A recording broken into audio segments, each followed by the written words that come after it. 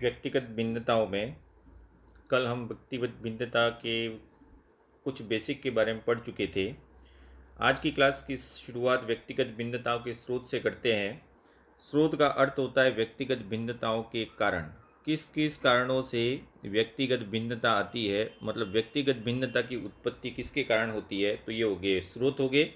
इन स्रोत में आपको याद रखना है वंशानुक्रम, वातावरण, जाति प्रजाति देश, लिंग भेद, आर्थिक तत्व, आयु एवं बुद्धि और शैक्षिक तत्व। ये सभी है वह व्यक्तिगत भिन्नताओं के लिए उत्तरदायी है। लेकिन सबसे ज़्यादा इम्पोर्टेंट पहला और दूसरा ही है, वंशानुक्रम एवं वातावरण। इसके बारे में ही सबसे ज़्यादा समझना है। सबसे पहले चर्चा करेंगे वंशानुक्रम की। तो बिल्कुल वंशानुक्रम है वो सबसे ज़्यादा व्यक्तिगत भिन्नताओं को प्रभावित करता है। इस व्यक्तिगत भिन्नताओं को प्रभावित करने में वंशानुक्रम का क्या योगदान है, तो इसके लिए कुछ नियम हैं। वंशानुक्रम के कौन कौन से नियम है तो मैं यहाँ लिख रहा हूँ साथ में ही। सबसे पहला है समानता का नियम। समानता का नियम क्या कहता है, तो बहुत आसान है ये नियम, एक एक लाइन में ही समझने हैं। बिल्कुल माता पिता जैसी ही संतान, जैसे माता पिता है, माता पिता के समान संतान है, यानी कि माता पिता के जैसे गुण हैं वैसी अगर संतान होती है तो वह कहलाता है समानता का नियम। जैसे कि बुद्धिमान माता पिता की संतान बुद्धिमान और औसत माता पिता की संतान है वह औसत होती है। तो पहला नियम है समानता का नियम, और एक ही लाइन याद रखनी है आपको, माता पिता के समान संतान। दूसरा आता है भिन्नता का नियम, जिसको विभिन्नता का नियम भी बोला जाता है। भिन्नता का नियम, भिन्नता का नियम का अर्थ क्या हुआ, तो माता पिता से कुछ भिन्न संतान, पूरी भिन्न नहीं, कुछ भिन्न, माता पिता से कुछ भिन्न संतान है, कुछ गुणों में भिन्नता आ जाए तो कुछ भिन्न संतान है, वह कहलाएगी भिन्नता का नियम। इसके बाद तीसरा आता है प्रत्यागमन का नियम। प्रत्यागमन का नियम ये इम्पोर्टेंट है। प्रत्यागमन का नियम, प्रत्यागमन का मतलब है बिल्कुल विपरीत।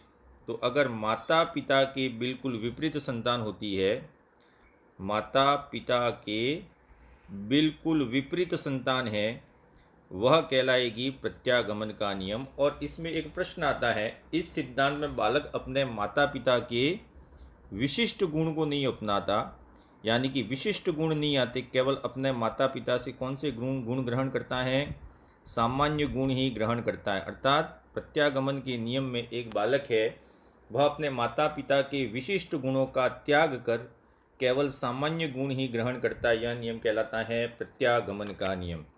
चौथा नियम आता है बीजकोश की निरंतरता का नियम।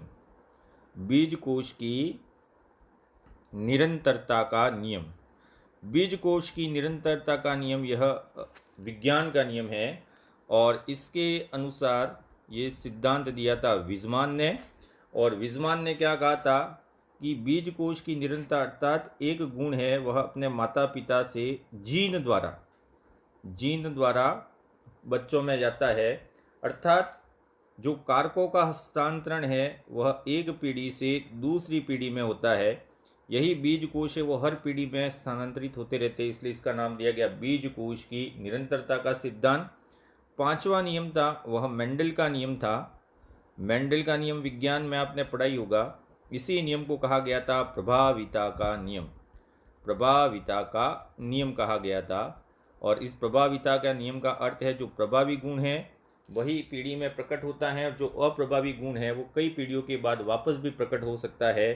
तो इतने सिद्धांत थे, समानता, भिन्नता, प्रत्यागमन और बीजकोश की निरंतरता का सिद्धांत। यह कहीं न कहीं पूछे जाते हैं, लेकिन ये मनोविज्ञान के नियम नहीं थे, ये विज्ञान के नियम थे।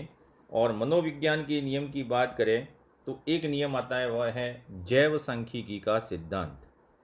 इसको आपको ज़रूर याद रखना है, जैव सांख्यिकी का सिद्धांत। और जैव सांख्यिकी का सिद्धांत देने वाले व्यक्ति कौन थे, फ्रांसिस गाल्टन। जैव सांख्यिकी का सिद्धांत है वह फ्रांसिस गाल्टन ने दिया था। और फ्रांसिस गाल्टन ने ये कहा था कि माता पिता से ही नहीं, बल्कि एक बालक के लक्षण है उसमें पूर्वजों के लक्षण भी शामिल होते हैं, अर्थात पूर्वजों के लक्षण भी माता पिता से होते हुए एक बालक में ज़रूर पहुंचते हैं। तो इसको कहा जाता है एकमात्र मनोवैज्ञानिक सिद्धांत की बात की गई थी।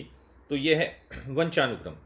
वंशानुक्रम के आपको नियम याद रखने हैं, समानता, भिन्नता, प्रत्यागमन, बीज कोश की निरंतरता, मेंडल का नियम। लेकिन एकमात्र मनोवैज्ञानिक सिद्धांत जो फ्रांसिस गाल्टन द्वारा दिया गया था वो कौन सा है? जैव सांख्यिकी का सिद्धांत है। तो इतनी वस्तुओं को आपको वंशानुक्रम से संबंधित है, इनको ज़रूर याद रखना है। अब वंशानुक्रम के बाद व्याख्या करेंगे वातावरण की। तो वातावरण किस प्रकार प्रभावित करता है? तो वातावरण की चर्चा करें तो वातावरण को 4 भागों में बांटा है। एक तो होता है आंतरिक वातावरण, आंतरिक वातावरण के बाद दूसरा आता है बाह्य वातावरण, बाह्य वातावरण के बाद एक आता है भौतिक वातावरण, और भौतिक वातावरण के बाद चौथा आता है सामाजिक वातावरण। किस प्रकार से प्रभावित करते हैं? तो आंतरिक वातावरण का मतलब है बालक जब गर्भावस्था में होता है तब उसको कौन कौन से फैक्टर प्रभावित करते हैं। बाह्य वातावरण का मतलब है बालक किन परिस्थितियों में रहता है, यानी कि परिस्थितियां हैं वह बाह्य वातावरण में आएंगी। भौतिक वातावरण में प्रकृति उस पर किस प्रभाव से प्रभाव डालती है। और सामाजिक वातावरण में समाज आ गया, जिस समाज में रह रहा है उसके रीति रिवाज और उस समाज की परंपराएं भी इसमें शामिल हैं। तो ये हो गए वातावरण। अब वंशानुक्रम एवं वातावरण को मिला दिया जाए।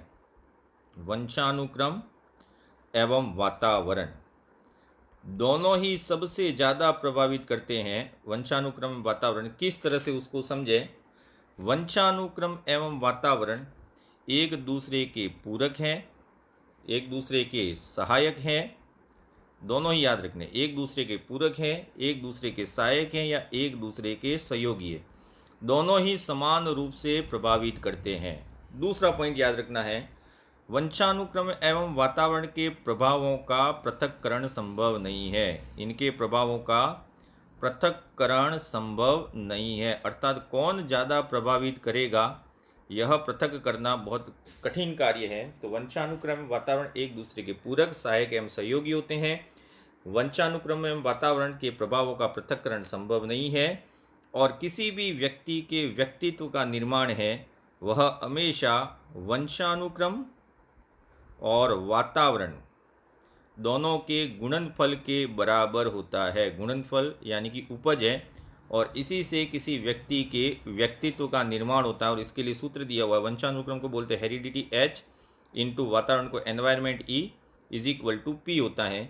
इन दोनों में से कोई भी एक ज़ीरो हो जाए तो कुल व्यक्तित्व का मान भी कितना हो जाएगा? ज़ीरो हो जाएगा।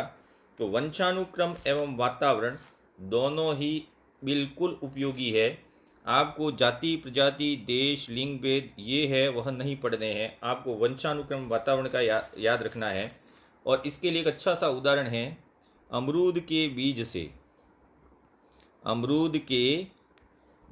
से आम नहीं उगाया जा सकता, लेकिन अमरूद के बीज को ऐसा वातावरण देके उसकी उपज में, उत्पादन में बढ़ोतरी की जा सकती है। तो यहाँ ध्यान रखना है, अमरूद का बीज से आम नहीं उगाया जा सकता, अर्थात ये किसकी सीमा हो गई? वंशानुक्रम की सीमा हो गई। इसमें आप कुछ भी नहीं कर सकते, लेकिन वातावरण प्रदान करके उसमें सुधार किया जा सकता है। तो दूसरा कोटेशन है वो किससे रिलेटेड है? वातावरण से। और अमरूद के बीज से आम नहीं उगाया जा सकता, इसका संबंध किससे है? वंशानुक्रम। तो एक वंशानुक्रम की सीमा को निर्धारित करता है, और दूसरा है वह वातावरण के प्रभाव को सीमांकित करता है। तो ये व्यक्तिगत भिन्नताओं को प्रभावित करने वाले कारक थे, इम्पोर्टेंट है। वंशानुक्रम एवं वातावरण, इन दोनों पर आपको सबसे ज़्यादा ध्यान देना है। अब आगे बढ़ते हैं, विशिष्ट बालक किसे कहते हैं? ठीक है, यहाँ से इम्पोर्टेंट, आप इसको ज़रूर समझें। तो जैसे कि दुनिया में अधिकतर व्यक्ति है वह किस प्रकार के हैं? सामान्य बालक है। अब ये सामान्य बालक है वह कुछ विशेष काम नहीं करते, इसलिए किसी का भी ध्यान अपनी ओर आकर्षित नहीं करते हैं। लेकिन सामान्य बालक से उच्च बालक है, अगर सामान्य से उच्च है या सामान्य से निम्न है तो कहीं न कहीं अपनी क्रियाओं द्वारा दूसरे व्यक्तियों का ध्यान अपनी ओर आकर्षित करते हैं। तो सामान्य बालक से उच्च या सामान्य बालक से निम्न, ये दोनों ही प्रकार हैं, वह किस बालक की श्रेणी में आएंगे? विशिष्ट बालक की श्रेणी में आएंगे। अर्थात विशिष्ट बालक कौन से हैं? तो सामान्य बालकों को छोड़ दिया जाए तो जितने भी प्रकार के बालक आएंगे वो सभी विशिष्ट बालक की श्रेणी में आएंगे। इसके लिए कौन कौन से बालक है तो मैं सब लिख देता हूँ यहाँ पे। प्रतिभाशाली बालक, कौन कौन से कोर्स में पढ़ने हैं? तो इतने बालक पढ़ने हैं, प्रतिभाशाली बालक। दूसरा आता है सर्जनात्मक बालक, ये भी इसमें ही आएंगे। इसके बाद अधिगम निर्योग्य बालक, अधिगम निर्योग्य बालक। अधिगम निर्योग्य बालक के बाद विकलांग बालक, जितने भी विकलांग बालक हैं। विकलांग बालक के बाद पिछड़े बालक, पिछड़े बालक के बाद मंदबुद्धि बालक, मंदबुद्धि बालक। ये जितने भी प्रकार के बालक है वह सभी विशिष्ट बालक कहे जाएंगे। विशिष्ट बालक का अर्थ क्या होता है? तो ये सभी बालक है वो अपने असामान्य व्यवहार से, अपने असामान्य व्यवहार से दूसरे का ध्यान या दूसरों का ध्यान अपनी ओर आकर्षित करते हैं, अपनी ओर आकर्षित करते हैं। वही बालक कौन सी श्रेणी में आएंगे? विशिष्ट बालक। तो विशिष्ट बालक, सामान्य बालकों को छोड़ दिया जाए तो सभी बालक है वह विशिष्ट बालक की श्रेणी में आएंगे। अब एक एक बालक की अपन यहाँ पे चर्चा करेंगे, अध्ययन करेंगे और सबसे इम्पोर्टेंट यहाँ से स्टार्ट करेंगे जो सबसे बड़ा टॉपिक है। फिर प्रतिभाशाली वो छोटे छोटे हैं। सबसे पहले स्टार्ट करेंगे क्षतिग्रस्त या विकलांग बालक। क्षतिग्रस्त या विकलांग बालक किसे कहते हैं? तो सबसे पहले समझना है क्षति किसे कहते हैं। क्षति का अर्थ या क्षति का संबंध किससे है? तो क्षति किस में हो सकती है? आपकी आँख से संबंधित क्षति हो सकती है, आपके कान से संबंधित क्षति हो सकती है, या फिर आपका गला जिसमें स्वर प्रणाली या स्वर यंत्र है उसमें कोई न कोई क्षति हो सकती है। यह क्षति है वो कहीं न कहीं एक बालक को क्षतिग्रस्त बालक में रखेगी। और विकलांगता का अर्थ क्या होता है? क्षति होने के बाद व्यक्ति में क्या आ जाती है? विकलांगता आ जाती है।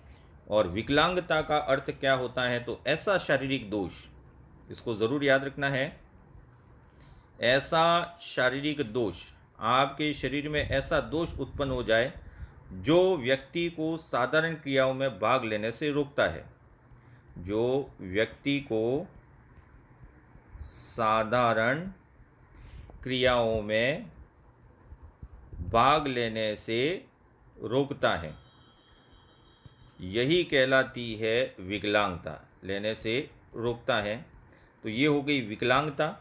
अब इस विकलांगता के कारण एक बालक में दो प्रकार की हानियाँ होती है।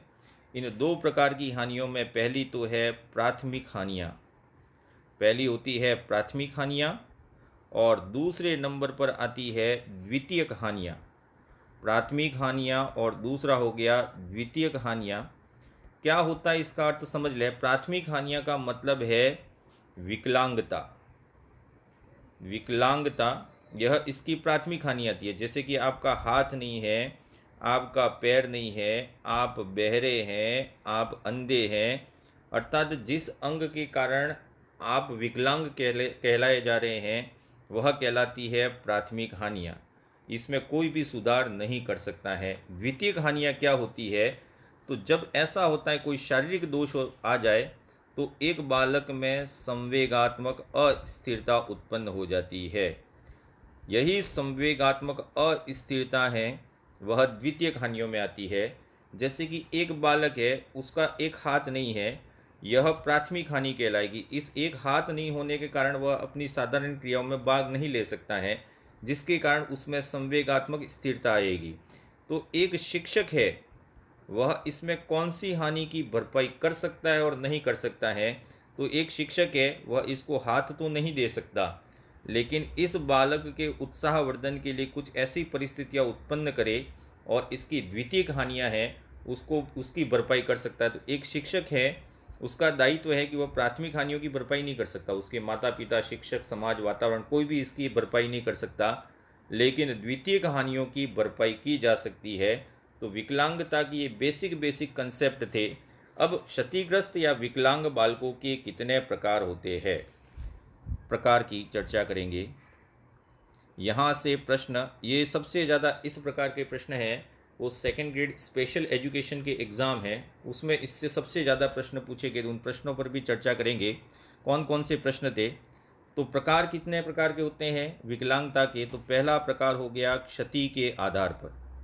एक बालक में किस प्रकार की क्षति है, उसके आधार पर कितने प्रकार की विकलांगता होती है। दूसरा, विकलांगता के आधार पर, विकलांगता के आधार पर। और तीसरा है अयोग्यता के आधार पर। अयोग्यता के आधार पर क्षतिग्रस्त बालक कितने प्रकार के हो सकते हैं।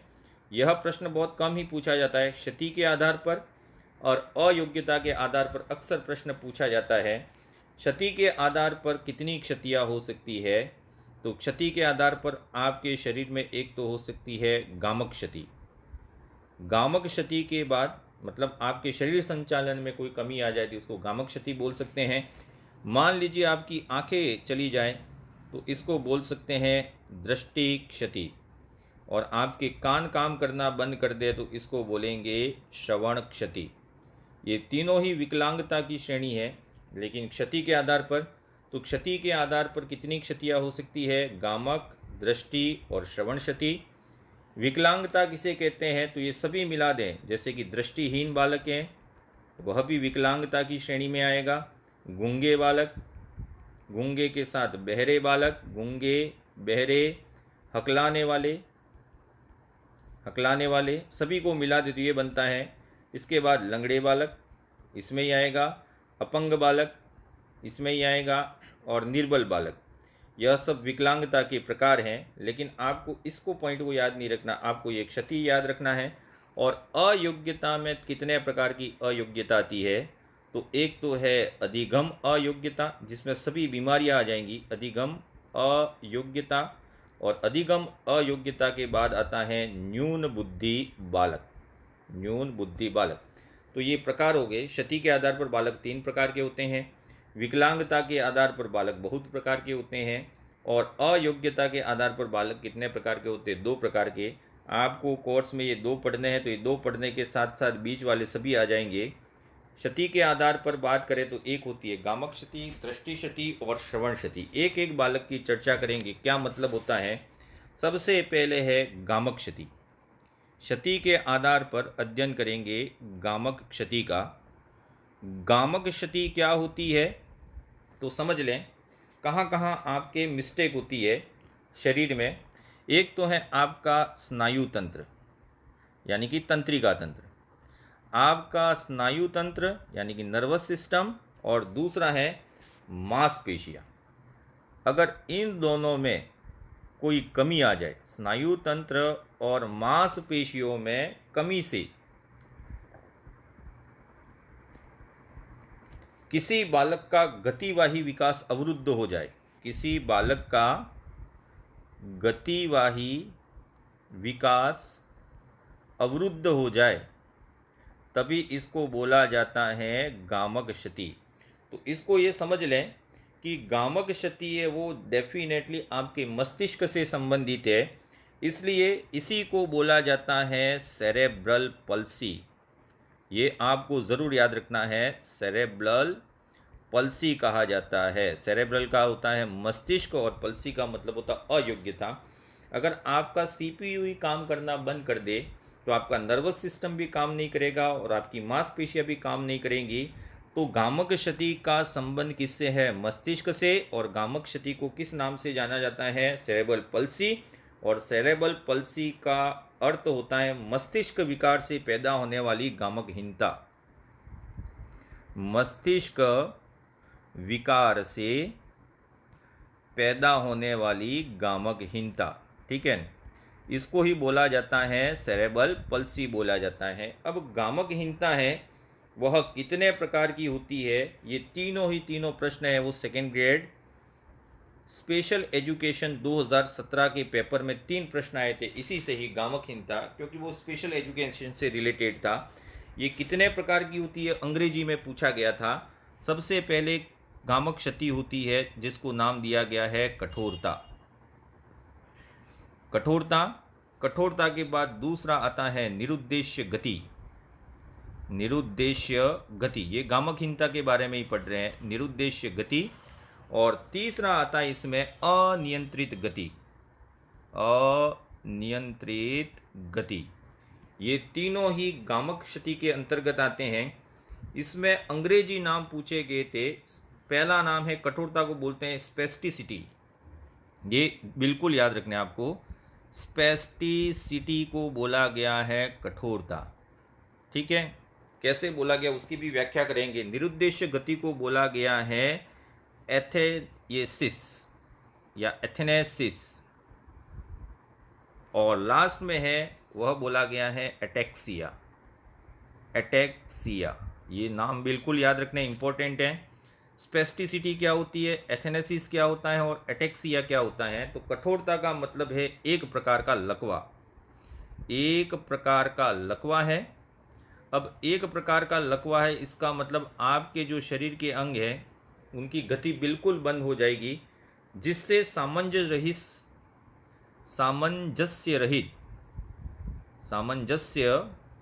रहित मांसपेशियों की गति। आपने देखा होगा किसी को लकवा होता है, वो थोड़ा सा भी ठीक होता है तो उसका एक गाल है वो हिल पाता है और दूसरे गाल नहीं हिल पाता, एक होंठ है वो टेढ़ा हो जाता है। तो यही कहलाती है सामंजस्य रहित मांसपेशियों की गति। इसी कारण इसको बोला गया है स्पेस्टिसिटी बोला गया है। निरुद्देश्य गति का मतलब क्या होता है, निरुद्देश्य गति को बोलते हैं एथेनेसिस, और इसका मतलब होता है हाथ पैरों पर मस्तिष्क का नियंत्रण नहीं होना। हाथ पैरों पर अगर मस्तिष्क का नियंत्रण नहीं है, मस्तिष्क का नियंत्रण नहीं होना, यही कहलाता है आपका निरुद्देश्य गति। इसमें मस्तिष्क का नियंत्रण हाथ पैरों पर नहीं होता, हाथ और पैर कांपते रहते हैं, यह निरुद्देश्य गति कहलाती है। और अनियंत्रित गति को बोलते हैं अटेक्सिया। यह केवल मांसपेशियों से संबंधित है। इससे संबंधित है केवल मांसपेशियां, और जब व्यक्ति की मांसपेशियां काम नहीं करती है तो उसके शरीर के अंदर एक असंतुलन उत्पन्न हो जाता है। जैसे कि एक बालक है, वह चलते वक्त बार बार गिर जाता है, बार बार गिरना, ठीक है, थोड़ा चलने के बाद बार बार गिर जाता है, इसका मतलब उसकी मांसपेशियों में असंतुलन है। और एक बालक का बार बार गिरना क्या कहलाता है, अटेक्सिया कहलाता है। तो यह प्रकार है वह गामक क्षति है। तो फिर याद रख लें, गामक क्षति कितने प्रकार की होती है, 3 प्रकार की, कठोरता, निरुद्देश्य गति और अनियंत्रित गति। कठोरता को, निरुद्देश्य गति को और अनियंत्रित गति को अंग्रेजी में क्या बोला जाता है, बिल्कुल याद रखना है। और इन तीनों को सम्मिलित रूप से क्या बोलते हैं, सेरेब्रल पल्सी बोला जाता है, अर्थात मस्तिष्क विकार से पैदा गामकहीनता है। तो पहली क्षति हो गई गामक क्षति। दूसरी क्षति आती है दृष्टि क्षति। दृष्टि क्षति का मतलब क्या हुआ समझ लें। दृष्टि क्षति का मतलब है आपकी आंख का काम नहीं करना। आपकी आंख 2 तरीके से काम नहीं कर सकती है, या तो आप आंशिक रूप से नहीं देख पाते हैं, या बिल्कुल आप कैसे हैं, दृष्टिहीन हैं। या तो आंशिक दृष्टिहीनता या बिल्कुल कंप्लीट दृष्टिहीनता, पूर्ण दृष्टिहीनता। इसमें आंशिक और पूर्ण दोनों में क्या अंतर है वो भी समझ लें। आप कुछ कुछ देख पाते हैं तो आंशिक है, और आप बिल्कुल नहीं देख पाते हैं तो आप किस प्रकार के हैं, दृष्टिहीन है। और एक प्रश्न आया था कि एक बालक है, आप अध्यापक के नाते एक बालक में आपने दृष्टिबाधिता का पता लगा लिया, ठीक है। दृष्टिबाधिता का पता लगाने के बाद शिक्षक का क्या कार्य है। अब शिक्षक का कार्य क्या है कि एक बालक इतना देख सकता है और इतना नहीं देख सकता, ये पता लगा लिया, तो कितना देख सकता है और कहाँ से देख सकता है और कहाँ कहाँ से वह पढ़ सकता है उसका पता लगाना। अर्थात शिक्षक का कार्य क्या होगा, प्रकार्यात्मक दृष्टि का परीक्षण करना। ये प्रश्न पूछा गया है, प्रकार्यात्मक दृष्टि का परीक्षण करना। मतलब बालक है अब किस सीमा तक देख सकता है और कक्ष में उसके लिए क्या क्या किया जाए, यही कहलाता है प्रकार्यात्मक दृष्टि का परीक्षण। तो एक बालक की दृष्टिबाधिता का पता लगने के बाद एक शिक्षक का दायित्व ये है कि उसकी आंखें ठीक नहीं करनी है, प्रकार्यात्मक दृष्टि का परीक्षण करना है, ताकि उनके लिए क्या क्या प्रयोग किए जा सके, यानी कि शिक्षा की व्यवस्था किस प्रकार से की जाए। तो जो आंशिक रूप से दृष्टिबाधित है, आंशिक रूप से है ना, उनके लिए कक्ष में क्या करना है। तो इस प्रकार के बालकों को हमेशा कहाँ बैठाना है, आगे वाली पंक्ति में बैठाना है। सबसे इम्पोर्टेंट पॉइंट पूछा जा सकता है कि निम्न में से किस बालकों के लिए क्या क्या करेंगे, तो इन बालकों को आगे वाली पंक्ति में बैठाएंगे। दूसरा है कक्षा में प्रकाश की उत्तम व्यवस्था हो, कक्षा में प्रकाश की उत्तम व्यवस्था, क्योंकि ये बिल्कुल देख नहीं पाते हैं, हल्का हल्का ही देख पाते हैं, ठीक है, उत्तम व्यवस्था होनी चाहिए। तीसरा इंपॉर्टेंट है श्याम पट्ट का रंग कैसा होना चाहिए। तो आजकल ग्रीन बोर्ड आ गए हैं, लेकिन जो कम दृष्टि है उन बालकों के लिए श्याम पट्ट का रंग हमेशा कैसा होना चाहिए, काला होना चाहिए। ये इम्पोर्टेंट है। ये वाइट बोर्ड को इतना कंसेप्चुअल नहीं देख पाते ना, ग्रीन बोर्ड को। श्याम पट्ट का रंग है वह इनके लिए हमेशा कैसा होना चाहिए, काला होना चाहिए। अप्रकाशीय और प्रकाशीय सामग्री का उपयोग करना चाहिए पढ़ाते वक्त। प्रकाशीय और अप्रकाशीय सहायक सामग्री का उपयोग करना। अब प्रकाशीय और अप्रकाशीय सहायक सामग्री है, इसका अर्थ इसमें पूछा जा सकता है कि कौन सी है वो प्रकाशीय और कौन सी है वो अप्रकाशीय है।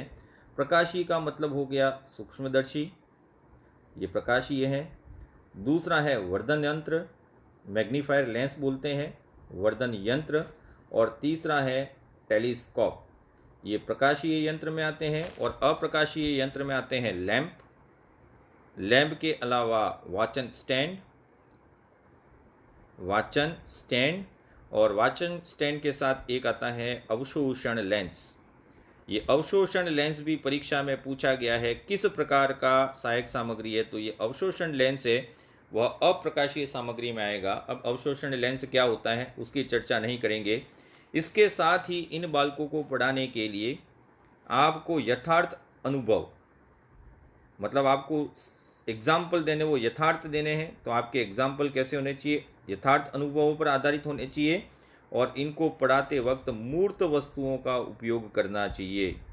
मूर्त वस्तुओं का उपयोग ये किसके लिए है, यह आंशिक दृष्टिहीन बालकों के लिए है। लेकिन अगर दृष्टिहीन बालक है, बिल्कुल नहीं देख सकता है, तो दृष्टिहीन बालकों के लिए क्या करना है, शिक्षा की व्यवस्था क्या होनी चाहिए। तो जो दृष्टिहीन बालक है उन दृष्टिहीन बालकों के लिए आपको किसका उपयोग करना है, ब्रेल लिपि का। अब ये ब्रेल लिपि वर्ड आया, तो ब्रेल लिपि का उपयोग करना चाहिए किसके लिए, जो कंप्लीट अंधे बालक हैं, आंशिक अंधे बालकों के लिए नहीं है। कंप्लीट दृष्टिहीन बालक है उनके लिए ही ब्रेल लिपि का उपयोग करना है। और ब्रेल लिपि का आविष्कार किसने किया था, लुईस ब्रेल द्वारा किया गया था। और ये खुद अंधे थे और एक फ्रांसीसी उपन्यासकार थे। तो लुईस ब्रेल द्वारा इस लिपि का आविष्कार किया गया था बिल्कुल अंधे बालकों के लिए। और इस लिपि में कुल कितने अक्षर है, 64 अक्षर है। ये आपको याद रखना, कुछ चिन्हों से मिलाकर 64 अक्षर बनाए थे। दूसरा है इन बालकों को अधिक से अधिक ज्ञानेंद्रिय प्रशिक्षण दिया जाना चाहिए। ज्ञानेंद्रिय प्रशिक्षण, क्योंकि उनकी आंखें है ही नहीं, तो फिर बचे क्या, जो बचे उनसे ही देना है। श्रवण सामग्री में ऑडियो बुक्स, ये पूछा गया प्रश्न। अधिक से अधिक श्रवण सामग्री का उपयोग करना है, श्रवण जिससे सुन सकें। और इसमें आया था एक प्रश्न टॉकिंग बुक्स, और इन्हीं को आजकल कहा जाता है ऑडियो बुक्स। तो ये ऑडियो बुक्स है वो किसके लिए होती है, ऑडियो बुक्स सुनने के लिए होती है। तो कभी कभी श्रवण बाधित बालक हो जाता है, लेकिन ऑडियो बुक्स किसके लिए होती है, हमेशा दृष्टि बाधित बालकों के लिए होती है। इनके लिए उभरे मानचित्र, यानी कि 3D मानचित्र हैं, उनका प्रयोग करना है, उभरे मानचित्र का प्रयोग करना है। और इसके साथ साथ स्थल सीमांकन का प्रयोग, ये सबसे ज़्यादा इम्पोर्टेंट है, स्थल सीमांकन का प्रयोग। स्थल सीमांकन का प्रयोग किसके लिए किया जाता है? उनकी गति के लिए, कि वह चल सकें। दरवाज़ा कितने मीटर पे है, कितने मीटर पे कुर्सी है, कितने मीटर पे टेबल है, किधर से बाथरूम जाया जा सकता है, ये सभी कहलाता है स्थल सीमांकन। इसके द्वारा अपने मस्तिष्क में एक नक्शे का निर्माण कर लेता है जिसके संबंधित वह रहता है। तो ये हो गया दृष्टिगामकहीनता। दृष्टिगामकहीनता में एक प्रश्न आपका इम्पोर्टेंट है, वो कौन सी है? ब्रेल लिपि है। इसके बाद आता है श्रवण बाधित बालक या श्रवण क्षति क्या होती है।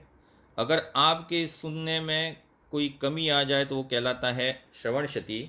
और श्रवण क्षति को हमेशा किस में मापा जाता है? डेसीबल में मापा जाता है। ये ध्यान रखें, स्मॉल डी और कैपिटल बी, डेसीबल ये एक मात्रक है ध्वनि का। तो श्रवण क्षति को डेसीबल में मापा जाता है। अब यह बालक कितने प्रकार के होते हैं? तो बहरे बालक, एक तो बिल्कुल बहरे बालक होते हैं जो कुछ भी नहीं सुन पाते, और एक होते हैं मंद कर्ण बालक। मंद कर्ण बालक बहुत जोर से बोलने पर ये सुन पाते हैं, और बहरे मतलब बिल्कुल नहीं सुनना। यह बहरे बालक दो तरीके से हो सकते हैं, या तो जन्मजात हो सकते हैं जन्म के साथ ही, या फिर किसी दुर्घटना के कारण या किसी कारण से आकस्मिक बहरे भी हो सकते हैं। मंद कर्ण कुछ भी हो सकता है, ठीक है। तो श्रवण क्षति है वह डेसीबल में मापी जाती है। श्रवण गामकहीनता दो प्रकार की होती है, या तो कंप्लीट नहीं सुने या थोड़ा थोड़ा सुन सके, उसे क्या बोलेंगे? मंद कर्ण बोलेंगे। अब श्रवण क्षति कितने प्रकार की होती है? तो श्रवण क्षति को भी विभाजित किया गया है। एक तो है मंद क्षति। प्रश्न इसमें से कौन सा इंपॉर्टेंट मैं आपको बता देता हूँ। मंद क्षति का मतलब है आपके सुनने की क्षमता में अगर 20 से 30 डेसीबल की अगर कमी हो जाती है, 20 से 30 डेसीबल की कमी, इतना ही सुन पाई नहीं है, इतने की कमी हो जाती है तो उसे बोलेंगे मंद क्षति। इससे थोड़ा और बढ़ा दें तो वह कहलाती है सीमांत क्षति। सीमांत क्षति का मतलब क्या होता है? तो अगर सुनने की क्षमता में 30 से 40 डेसीबल की कमी हो जाए तो वह बालक कहलाते हैं सीमांत क्षति वाले बालक। और इस प्रकार के बालकों में श्रवण यंत्र का प्रयोग किया जाता है। हीरिंग डिवाइस होती है, मतलब कान में लगाने वाली मशीन। श्रवण यंत्र का प्रयोग कितनी हानि पर किया जाता है? तो 30 से 40 डेसीबल की हानि हो जाए तो पहला इम्पोर्टेंट प्रश्न यही है, हीरिंग डिवाइस है वह किन बालकों में लगाई जाती है? तो सीमांत क्षति वाले बालकों में। तीसरा इम्पोर्टेंट प्रश्न है मध्यम क्षति। सीमांत से ऊपर चले जाएं तो यह बन जाती है मध्यम क्षति, और मध्यम क्षति में 40 से 60 डेसीबल, 40 से 60 डेसीबल की कमी हो जाती है। और यहाँ से आते ही फिर शुरू होती है विशिष्ट कक्षा। इस प्रकार के बालकों के लिए विशिष्ट कक्षा होनी चाहिए, अलग से कक्षा होनी चाहिए। तो पहले और दूसरे के लिए किसी कक्षा के सामान्य विद्यार्थियों के साथ पढ़ सकते हैं। मंद क्षति वाले बालक और सीमांत क्षति वाले बालक है वो सामान्य कक्षाओं में पढ़ सकते हैं। लेकिन अगर मध्यम क्षति वाला बालक है और उसके बाद जितने भी बालक आएंगे उसमें विशिष्ट कक्षा की स्थापना होनी चाहिए। अगले बालक आते हैं मध्यम के बाद चौथे प्रकार के बालक हैं, वह है अत्यधिक क्षति। अत्यधिक क्षति मतलब और बढ़ जाए सुनने की क्षमता में कमी। अत्यधिक क्षति होती है 60 से 75 डेसीबल। 60 से 75 डेसीबल की अगर कमी हो जाए तो इसे बोलते हैं अत्यधिक हानि, और इनको ही बोलते हैं शैक्षिक बधिर बालक। ये इम्पोर्टेंट प्रश्न, शैक्षिक बधिर बालक किसे कहा गया है? तो शैक्षिक बधिर बालक किसे कहा गया है? जिनमें 60 से 75 डेसीबल की कमी हो जाए। इनके लिए विशिष्ट कक्षा तो होनी चाहिए, लेकिन पढ़ाने के लिए अब साथ साथ में एक चीज़ और जुड़ जाएगी, विशिष्ट तकनीक भी होनी चाहिए, ठीक है ना। तो यहाँ पे जाते जाते आपके लिए विशेष अध्यापक की आवश्यकता हो जाती है अत्यधिक हानि वालों में। अगला आता है उच्च हानि। अत्यधिक से थोड़ा और हो जाए तो वह उच्च हानि होती है, और उच्च हानि में ये हो जाता है 75 से 90 डेसीबल। और 75 से 90 डेसीबल की हानि होती है तो यह बालक है फिर ओष्ठवासन से काम चलाते हैं, लेकिन यह स्वर में तो विभेद कर पाते हैं, स्वर विभेद तो कर पाते हैं, लेकिन यह व्यंजन विभेद में असक्षम होते हैं, यह व्यंजन विभेद नहीं कर पाते। ये प्रश्न पूछा गया है कि किस प्रकार के बालक स्वर विभेद में सक्षम होते हैं लेकिन व्यंजन विभेद में असक्षम होते हैं, तो वो कौन से होते हैं? उच्च हानि वाले बालक। अब आता है अगला प्रकार, वह है चरम हानि, मतलब जिसके कान के फ्यूज पूरे के पूरे उड़ गए हैं, बिल्कुल नहीं सुन सकता, 90 डेसिबल से अधिक की हानि हो जाए, तो यह क्या होते हैं? चरम हानि वाले। और यह किस पर आधारित होते हैं? केवल दृष्टि क्षमता पर आधारित, मतलब यह केवल देखकर ही काम चलाते हैं, दृष्टि क्षमता पर आधारित होते हैं। तो यहाँ इंपॉर्टेंट प्रश्न फिर समझ लें, कौन कौन से परीक्षा में पूछे जा सकते हैं। श्रवण यंत्र का प्रयोग किस बालकों के लिए किया जाता है? सीमांत बालकों के लिए।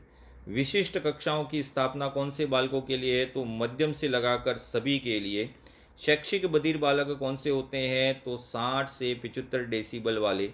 कौन से बालक स्वर विभेद और व्यंजन विभेद नहीं कर पाते हैं? उच्च हानि वाले। और केवल दृष्टि क्षमता पर आधारित, कुछ नहीं सुनाई दे रहा है और केवल देखकर ही काम चलाते हैं, ऐसे बालक किस श्रेणी में आएंगे? तो ऐसे बालक है वह चरम हानि की श्रेणी में आएंगे।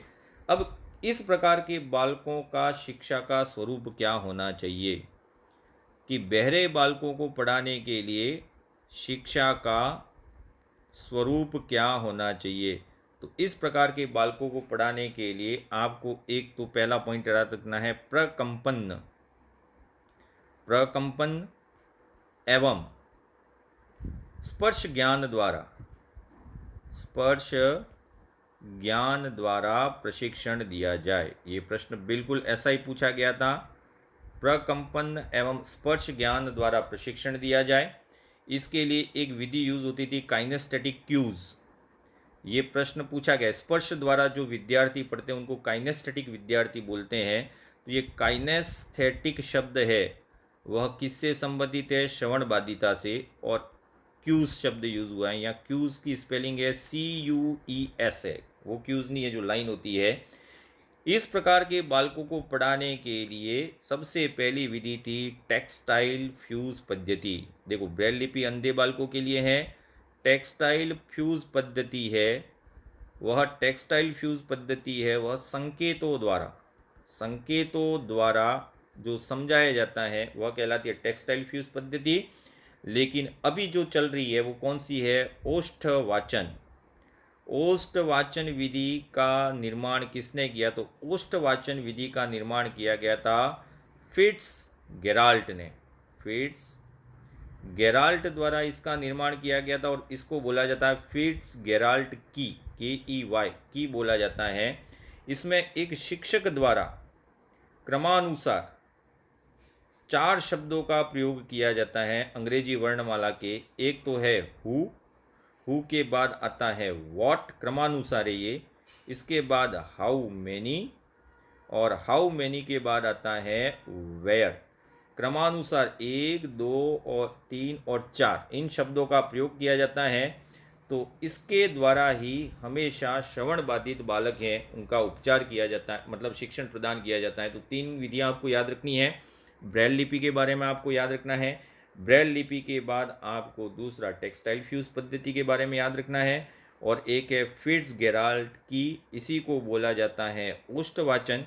तो ओष्ठवाचन से संबंधित भी आपको याद रखना है। तो ये 3 प्रकार के बालक हो गए। ये 3 प्रकार के बालक है वो किस प्रकार से पढ़ते हैं यह आपको बिल्कुल याद रखना है। अब आता है आपका अगला टॉपिक, वह है अधिगम अयोग्यताएं। ये प्रश्न पूछा जाता है कई बार, कई बीमारियां हैं अधिगम अयोग्यताएं। अब यहाँ से आपके सर्वाधिक प्रश्न बनेंगे और सर्वाधिक दिमाग के फ्यूज भी आपके उड़ते जाएंगे कि ये इधर से ऐसा पढ़ा है, इधर से ऐसा पढ़ा है। अब देखें, अधिगम अयोग्यताएं जिसको बोलते हैं लर्निंग डिसएबिलिटी, LD। ठीक है, पहला तो ये LD।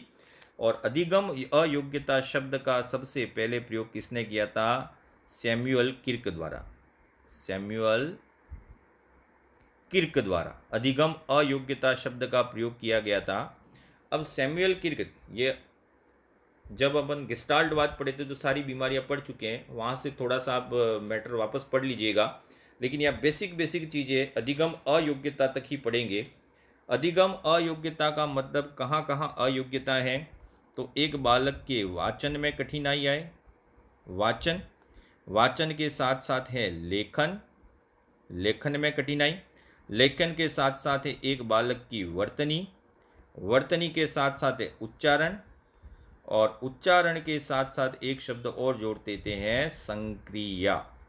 अगर इतनी बातों में कोई बालक है वह कठिनाई महसूस कर रहा है तो उसी को बोला जाता है अधिगम अयोग्य बालक। मेंटली रिटार्टेड अलग होते हैं, एमआर अलग होते हैं, ये एलडी होते हैं। तो वाचन, लेखन, वर्तनी, उच्चारण और संक्रिया में अगर कठिनाई आती है तो ये बालक अधिगम अयोग्य बालक कहलाते हैं, और इनको एलडी यानी कि लर्निंग डिसेबल बालक नाम से जाना जाता है। और अधिगम अयोग्यता शब्द का प्रयोग है वो सबसे पहले किसने किया था, सैमुअल किर्क ने किया था। क्या कारण है, तो इनके कारण क्या हो सकते, दो कारण इम्पोर्टेंट है। या तो मस्तिष्क का कार्य नहीं करना सही ढंग से, मस्तिष्क का सही ढंग से कार्य नहीं करना एक इसका प्रमुख कारण है। लेकिन परीक्षा में जो पूछा गया था वह है व्यतिक्रम, व्यतिक्रम, या दूसरा है विलंबित विकास। इस विलंबित विकास के कारण ही अधिगम अयोग्यताएं आती है। मतलब कहीं न कहीं ये सभी अधिगम अयोग्यताएं हैं वह कहीं की आपकी वायरिंग और सीपीयू से जुड़ी हुई है। और इन सभी अधिगम अयोग्यताओं को किस नाम से जाना जा रहा है उसकी चर्चा करेंगे। सबसे पहले स्टार्ट करते हैं, एक नाम आता है अफेसिया, पहली बीमारी अफेसिया। अफेसिया क्या होता है तो समझे, इसी अफेसिया को बोला जाता है सेरेब्रल अकार्यता, सेरेब्रल अकार्यता मतलब मस्तिष्क है। सेरेब्रल का मतलब जहाँ भी कोई आता है वो मस्तिष्क कहलाता है। सेरेब्रल अकार्यता के कारण होने वाली बीमारी क्या कहलाती है, अफेसिया। अब अफेसिया को बोला जाता है वाचाघात, वाचाघात बोला जाता है। लेकिन अफेसिया अपने आप में एक बीमारी नहीं है, एक बीमारी नहीं है, यह पूरी बीमारियों का एक समूह है। जैसे कि हम लिख सकते हैं वाचन की अयोग्यता, वाचन, वाचन के साथ है लेखन, वाचन, लेखन, लेखन के साथ है बोलना, वदन मतलब बोलने के साथ है लिखित शब्दों का अर्थ, जो लिखा हुआ है उन लिखित शब्दों का अर्थ। इन सभी में अगर एक बालक अयोग्य हो जाए तो सभी की अयोग्यता है वही कहलाती है अफेसिया। वाचन में, लेखन में, वदन में और भी जितनी भी चीज़ें लिखित शब्दों का अर्थ निकालने में ये सारी अयोग्यता है वह सभी के सभी क्या कहलाती है, अफेसिया कहलाती है। तो अफेसिया एक बीमारियों का समूह है जिसमें बहुत सारी बीमारी आती है। अब अफेसिया कितने प्रकार का होता है, तो अफेसिया के कुल 9 प्रकार होते हैं, जिसमें सबसे पहला है ज्ञानात्मक अफेसिया, अंग्रेजी में ही लिखेंगे जिसको सेंसरी अफेसिया, सेंसरी अफेसिया बोलते हैं। फिर समझ लें, गाइड्स का सहारा ना लें, जहाँ तक मैंने ढूंढा ये बिल्कुल सही है। ज्ञानात्मक या सेंसरी अफेसिया, इसको ज्ञानात्मक अफेसिया भी बोलते हैं। क्या होता है इसमें समझ लें, बोले गए शब्दों, संकेतों या छपी हुई सामग्री को समझने की शक्ति में हानि। बोले गए शब्द, एक तो आपने जो सुना, मैंने कुछ बोला और आपने उसको सुना, नहीं समझ पाए, यानी कि बोले गए शब्द, या फिर मेरे द्वारा पॉकेट किए गए संकेत, या फिर कोई छपी हुई सामग्री है, छपी हुई सामग्री, इस छपी हुई सामग्री को समझने की शक्ति है, उसमें क्षति, समझने की शक्ति में अगर क्षति हो जाए तभी वह कहलाता है ज्ञानात्मक अफेसिया। तो देखें, बोले गए शब्द, संकेत या छपी हुई सामग्री की समझने में शक्ति है, उसमें हानि हो जाए तो वो कहलाता है सेंसरी अफेसिया। दूसरा आता है आपके शरीर से संबंधित, जिसको बोलते हैं गामक अफेसिया। गामक अफेसिया का अंग्रेजी अर्थ होता है मोटर अफेसिया। मोटर अफेसिया का मतलब क्या होता है वो समझे। बोलने या विचार विमर्श की अयोग्यता, एक एक लाइन ही याद रखनी है आपको।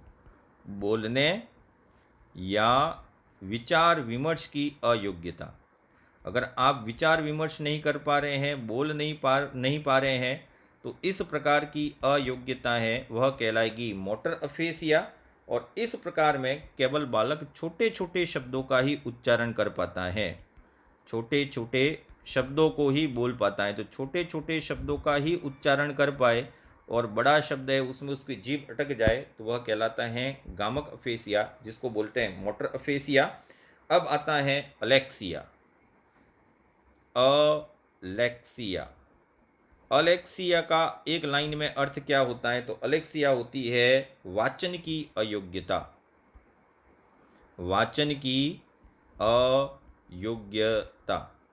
अगले प्रकार का अफेसिया आता है ए कैलकुलिया, जिसको अकाल कुलिया भी बोलते हैं। ए कैलकुलिया। अब डिसकैलकुलिया भी है और ए कैलकुलिया भी है, दोनों में अंतर है। ए कैलकुलिया गणितीय योग्यता की कमी, गणितीय योग्यता में कमी, ये एक प्रकार से अधिग्रहित हानि है।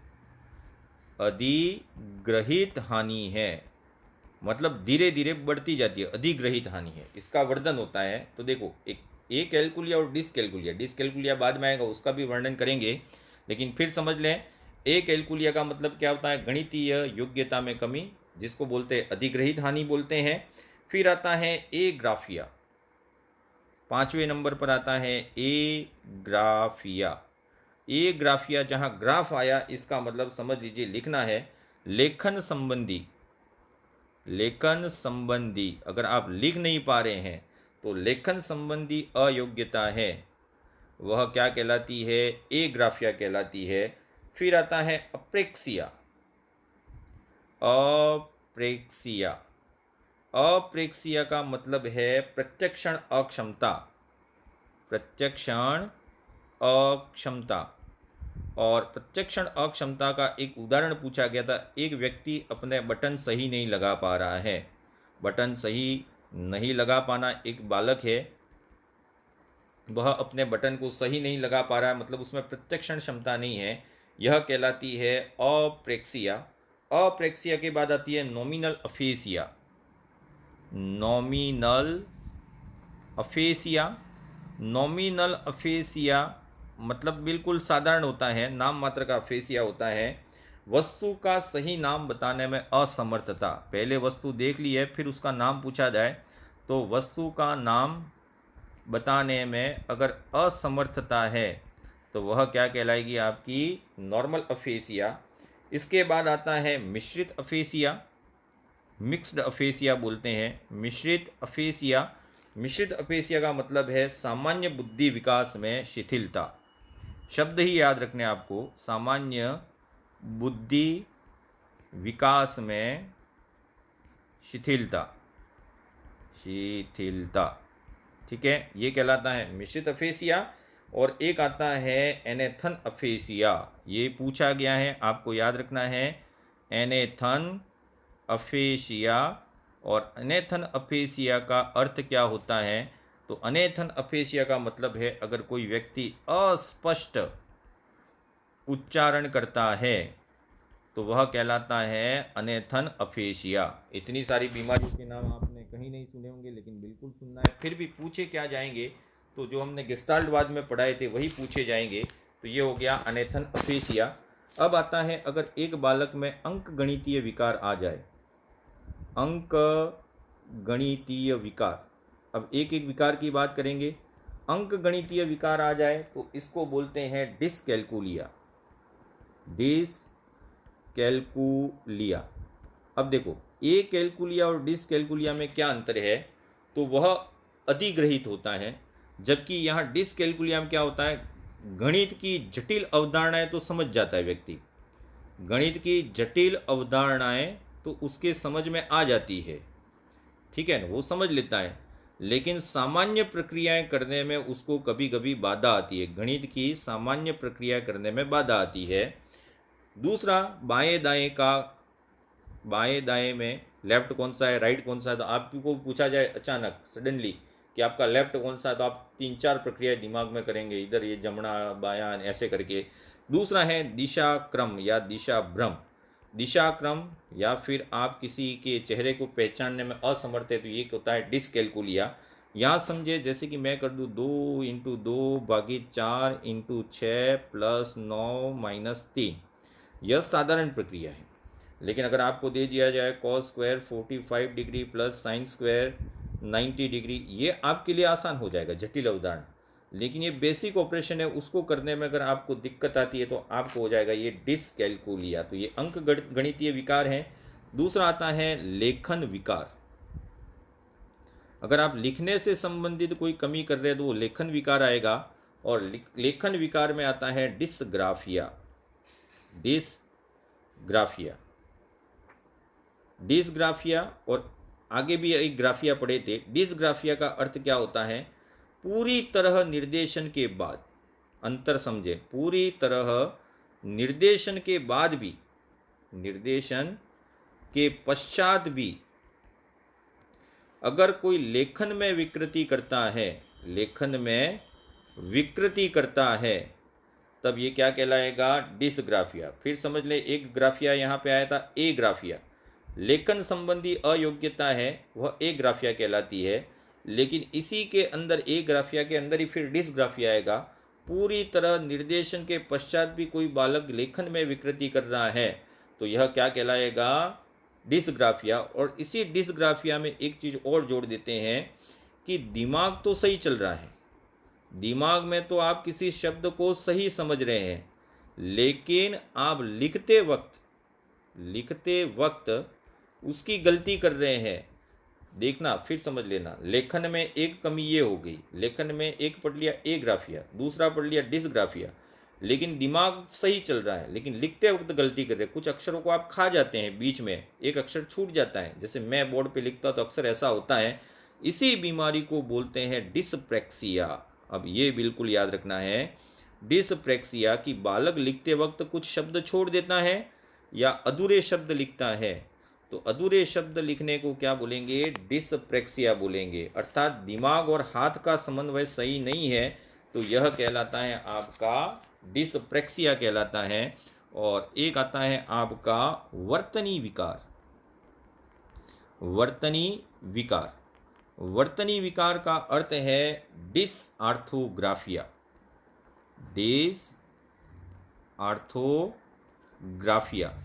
अब डिसआर्थोग्राफिया क्या होता है? तो डिसआर्थोग्राफिया है जब आप लिखते वक्त शब्द नहीं लिखते हैं तो वह हो जाता है डिसआर्थोग्राफिया। और डिसलेक्सिया के बारे में तो बता दिया है, परिशुद्धता, गति और बोध का अभाव होता है, पठन संबंधी विकार डिसलेक्सिया। इसकी पूरी व्याख्या उस गेस्टाल्टवाद से कर ली है। डिसलेक्सिया किससे संबंधित होता है? पठन संबंधी विकार। पठन संबंधी विकार का अर्थ हो गया पठन की परिशुद्धता, पठन की गति और पठन का बोध। ये 3 शब्द जुड़े हुए। पठन संबंधी विकार में 3 शब्द हैं, परिशुद्धता, गति और बोध। और कहीं न कहीं डिसलेक्सिया के बारे में आपने पढ़ा होगा कि इसकी खोज किसने की थी? ओस्टवाल्ड बर्खान एंड रुडोल्फ बर्फिन ने। यह स्नायविक अंतर का परिणाम है, स्नायविक अंतर का परिणाम है डिसलेक्सिया, ना कि कोई बौद्धिक विकलांगता। ये जरूर याद रखिए, बौद्धिक विकलांगता नहीं है। तो ये डिसलेक्सिया, शब्द अंधता भी इसको कभी कभी बोला जाता है, पठन संबंधी। लेकिन पठन के कितने गुण हैं? 3, परिशुद्धता, गति और बोध। तो आज हमने पढ़ा था विकलांग बालक, ये बहुत इंपॉर्टेंट है। कल हम दूसरे बालक पढ़ेंगे। धन्यवाद। Keep smiling.